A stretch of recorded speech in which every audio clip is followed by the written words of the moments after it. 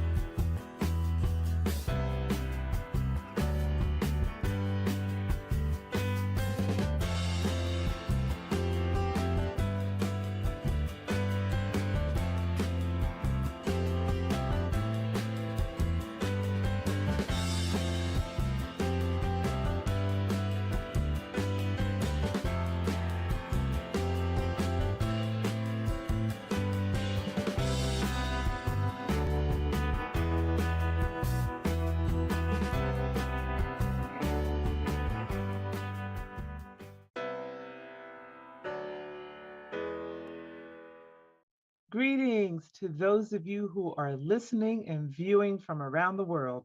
Welcome to My Journey with Paula G, where we are juggling this journey called life while each of us are walking in the gifts and talents that God has given us. If this is your first time on the journey, thank you all so much for joining us. We are so grateful that you have tuned in or you are viewing.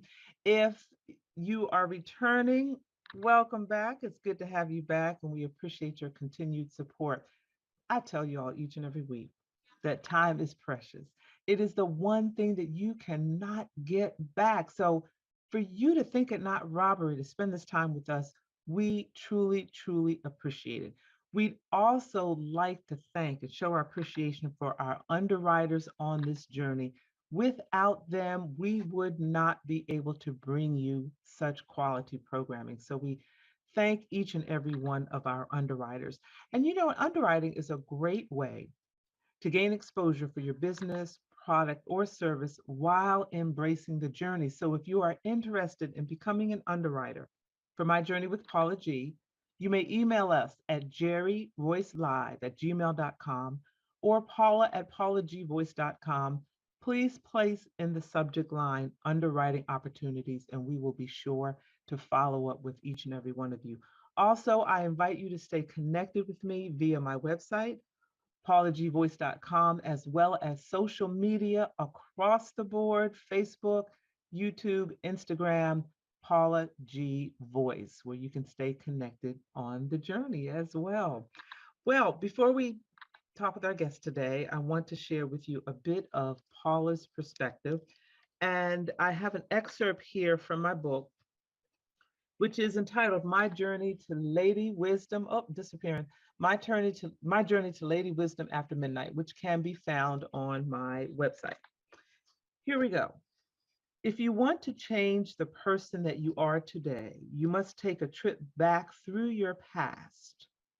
Unlock the doors of hurt, the doors of anger, the doors of bitterness, the doors of unforgiveness.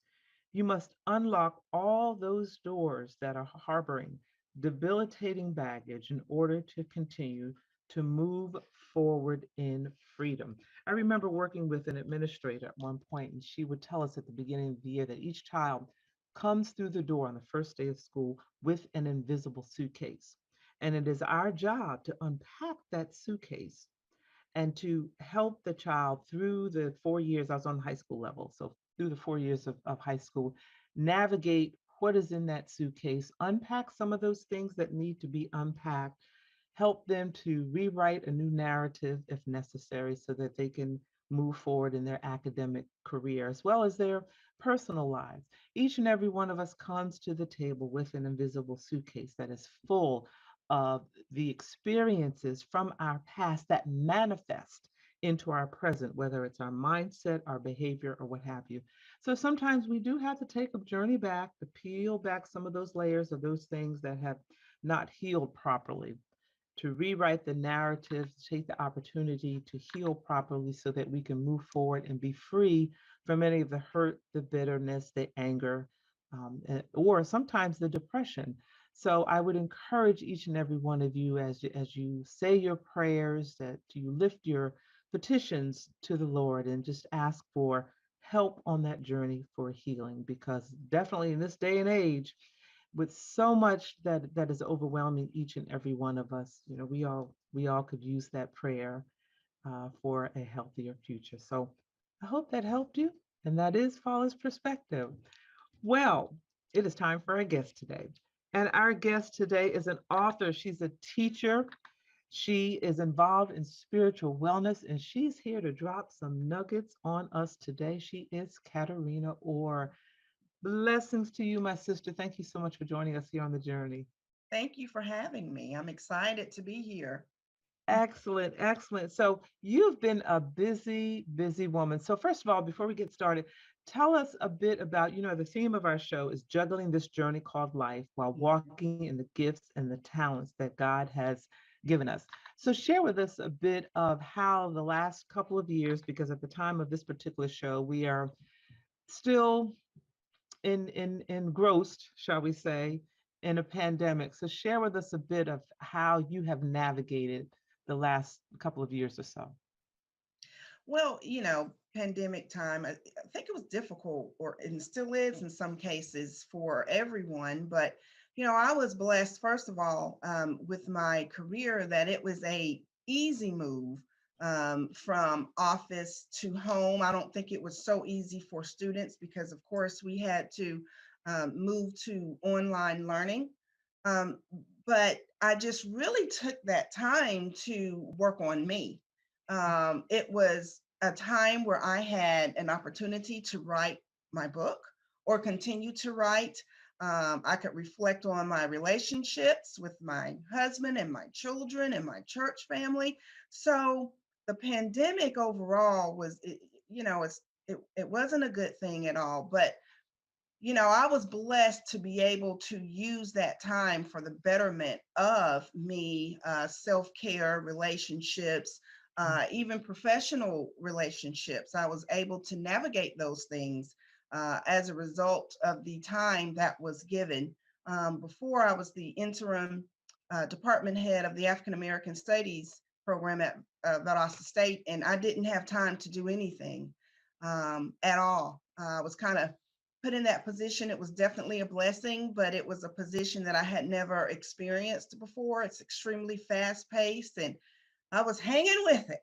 But Mhm. I think being able to come home like I was, first of all, I was able to appreciate how important it is to take time for yourself. Mhm. And secondly, I was able to do those things that I was able to do. So it sounds like you really utilize that time to regroup, refresh, restore, perhaps rest. And Yes, I think for so many, like you said, the pandemic itself was not necessarily a good thing, right. but how some of us were able to utilize it, there was some good that has come out of it. So, in your role as an educator at Mhm. Valdosta State University, which is located in Georgia, in the Yes, southern part of Georgia, my daughter very actually southern. spent 2 years, freshman and sophomore year, at Valdosta State back in the mid 2000s or so before she transferred to Howard University. It's a beautiful campus, Yes. beautiful, beautiful part of Valdosta. Share with us a bit more about what it is that you do at Valdosta State and why you're so passionate about it. I've been there 16 years, and I actually started out in the English department. And after 4 years, I moved over to the African American Studies program, and I was there for 11 years. Mm. And that was the absolute best experience because I was able to influence African American students. Now, of course, it was diverse, and they weren't all African American students, but of course, the majority. And what I learned is those students who took those classes were already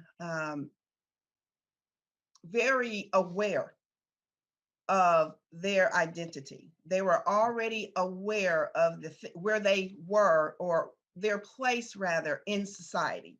So I was taking, I wouldn't say, this ball of clay. It was clay that was already developed and they just needed to be taken into it. I was able to craft a class based on Beyonce's Lemonade uh, visual album.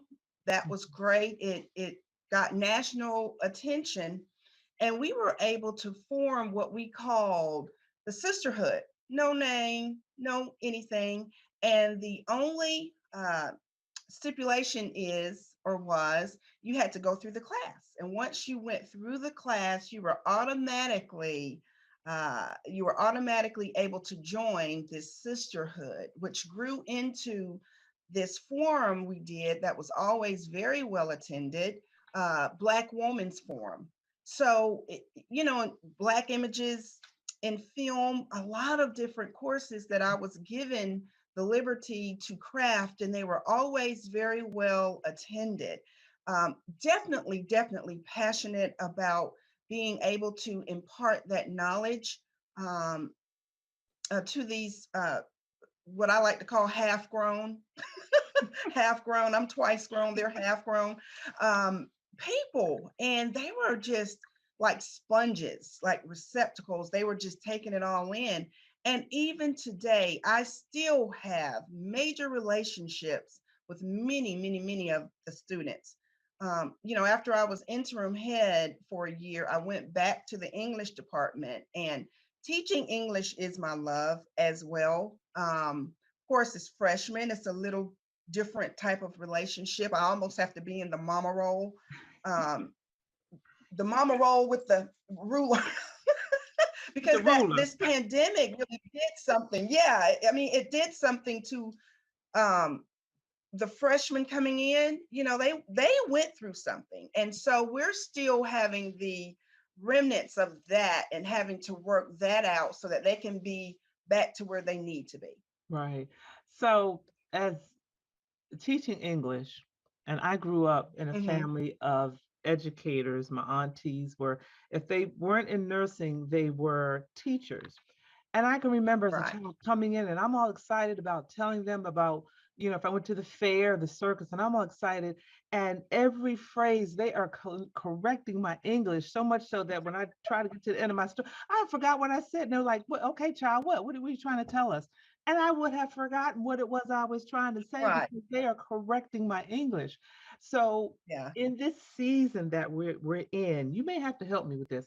I am Hmm. struggling with, I think capitalization is becoming extinct, and punctuation. Need I go on? So Hmm. it just disturbs my spirit. From the onset of texting language has Yes. infiltrated our standard English, if you will, and it's major because it has crept into these academic papers. I have a professional editing service as well, and it's the professionals, believe it or not, they do it as well. I don't think that they believe that standard English is as important as it used to be, but it's still used. You need a standard. You need a You standard. have to have this standard that everyone can identify with so that you can communicate with everyone that you want to identify with. So Mhm. it's difficult. It's difficult and Yeah. it's amazing. It's in my syllabus. Please don't use texting language in your writing, and it still creeps up, and they pay. They pay. Yeah, My they do students, I'm dearly. sorry, yeah, they pay for it. Yes, and that, and I remember back, being an educator, I remember it's been, I would dare say, almost a decade now when cursive writing came out of the schools, and I was having Yeah, a challenge with the postal service, and one of the things I mentioned, I said, I can imagine you have this generation of new postal workers that are coming up that don't know cursive. And the supervisor on the other end, she said, yeah, that's becoming a challenge. So you got mail they're handling and can't read cursive because it was taken out of the schools about 10 years ago. So wow. yeah, so it's, I don't want to get off on these pet peeves, but to your, to your Yeah, point, the power of proper use of yes, language speaks to where we are when it comes to communication nowadays. right. That kind of trickles into to other areas. It does. So experience in teaching English, Yeah. which I would say would be a natural transition to becoming an author. Share with us a bit about some of what you have written. It's I write everything. It's funny because I've written screenplays and I often uh, put my screenplays into different writing competitions Mhm. and even one in New York, the international competition, I was able to place in the quarterfinals. So I write screenplays, I write stage plays. I've written and directed stage plays that have been performed in 4 different states. Mhm. And then I edited and published authors' works. And it's something because people would often call me an author and I would get annoyed. I'm not an author, I'm an Mhm. editor. I'm an Mm. editor, I'm a publisher, I'm not an author. Did not Mhm. think I wanted to write books at all. When you can write screenplays and stage plays, you just write action. It's just action, action, action. You don't have to Wow. describe the place. You don't have to, create this extensive dialogue because it's what you see. It's the movements that the watchers are more audience. It's what they watch and want to see. But sometimes people can speak over your life and you don't even realize that's what's going on because I had a harrowing experience, something I had never, ever experienced before. And the way that I was able to work through it was Mhm. to write. Mm. And I said, God, you really know, you're going to do what God wants you to do Right. one way or the other. He's Mhm. going to get you where he wants you to be. And I remember when I was going through that experience, I would say, Lord, just tell me what the lesson is. I promise you I will learn that lesson so Right. we can move past this. Well, it was to get me to write. And that's exactly what happened. And that was my journey to writing this book, Excellent. So tell us the title of the book, The Assistant. The Assistant, and can you just give us a little snippet of what it is about? It's about this uh, young, twice grown uh, African American woman, and she's juggling being a preacher's wife and working in higher education. And now she has this new challenge of being in administration that she's never done before, and the challenges that she has to face once she gets into that position. One of the main challenges being her assistant, but then there are others. Once she gets in this position, it starts bumping up against her faithfulness and being faithful to um, her church. And then to add just another whammy, um, there have been some department heads, African American women department heads, who have come up missing. One Mm. they found dead in the river. And Mm. now Felice is being harassed by the same group that they believe killed these other women. Oh my God. Some are still missing. So Right. that's the crux. That's a little bit of twist. And then also, in addition, spiritual wellness. Tell us a little bit about that. You know, okay. I'm kind of unorthodox, I think, when it comes to being a preacher's wife or a first lady. I just want to be called a preacher's wife because I just don't.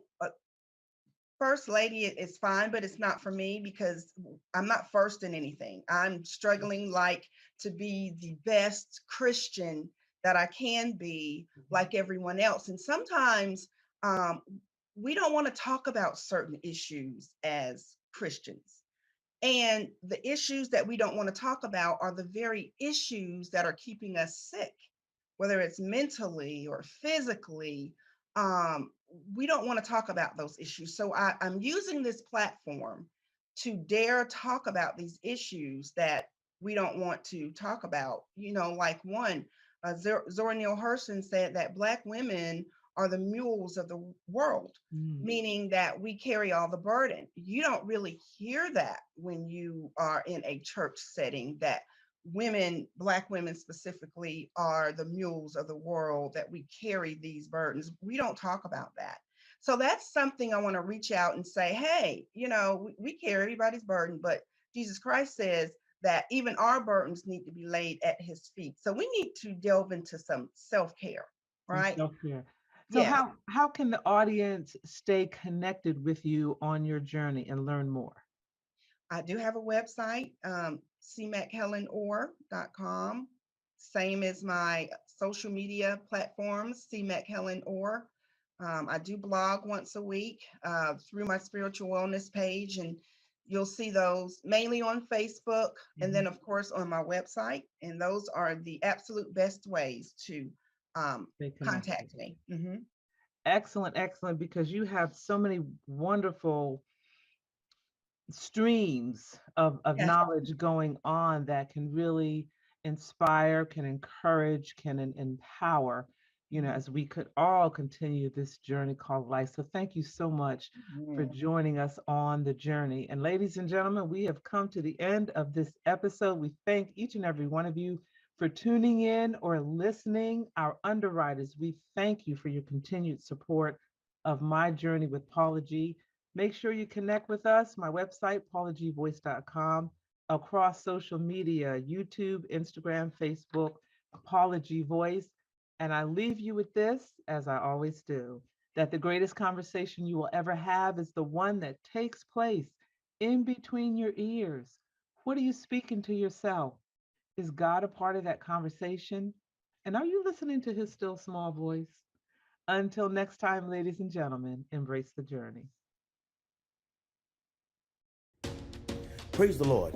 My name is Dr. Roosevelt Robinson Jr., and I just self-published a book entitled God's Favor, My Wife.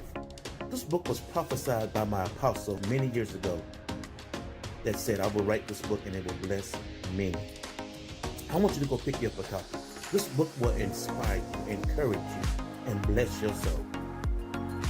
If you're seeking for salvation, if you're seeking for a closer walk with God, if you're looking for ideas for your youth ministry, if you're looking for that husband or searching for that husband or wife that God has promised you or that you desire, this book will inspire you, encourage you, and help you on your journey with God. Go to barnesandnoble.com, that's bn.com, or amazon.com, and pick you up a copy. I guarantee it will bless you. I have shared my experience and my testimony of how I met my wife and we got married, and how I have gained favor down through the years being married to my wife. Be blessed.